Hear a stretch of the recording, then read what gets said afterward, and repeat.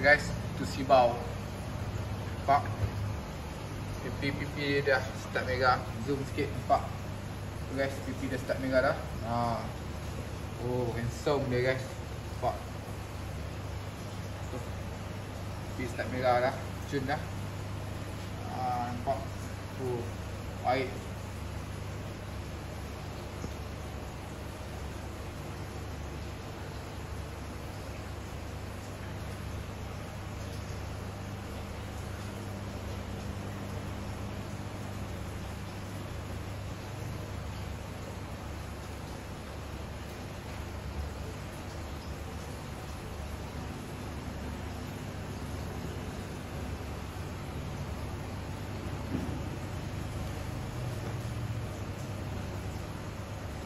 Oh guys, layan tu sibau. Okay, dah sebulan lebih kita kat sini. Dia dengan kita kat sini, nampak cun dia.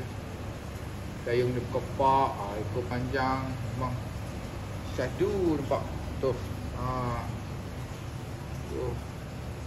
Handsome. Nampak. Tu sibau guys.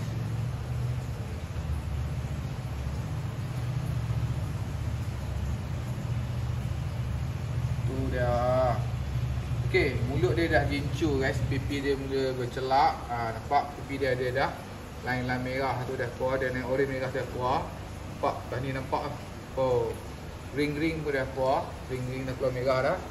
Nampak ring-ring dan comel ni padu tu. Tu. Tu dia guys. Tu. Tu sibau guys, tengok tayung dia. Tengok ekor dia tu. Ekor slayer tu, uban tu. Ketak-ketak tu nampak. Memang padu guys, memang handsome sangat lah. Memang cun lah. Okay, ni butuh sibau guys, susah dapat. Nampak cantik tu. Oh, cun guys.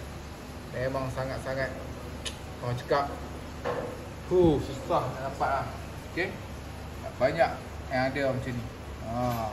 Ni kita masuk khas lah guys, daripada tu sibau sana. Nampak.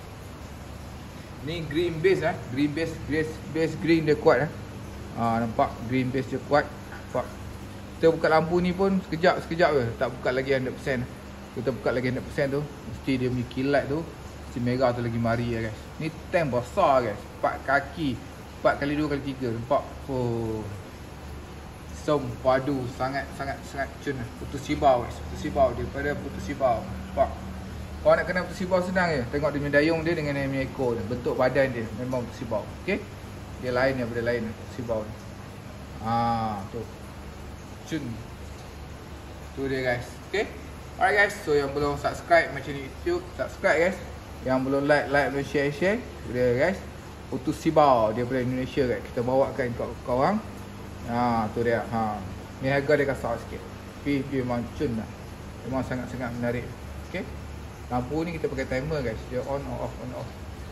So dayung tetap maintain panjang. Syahdu guys, syahdu. Cun tu. Oh, nampak berkepak dia. Berkepak dia. Nampak.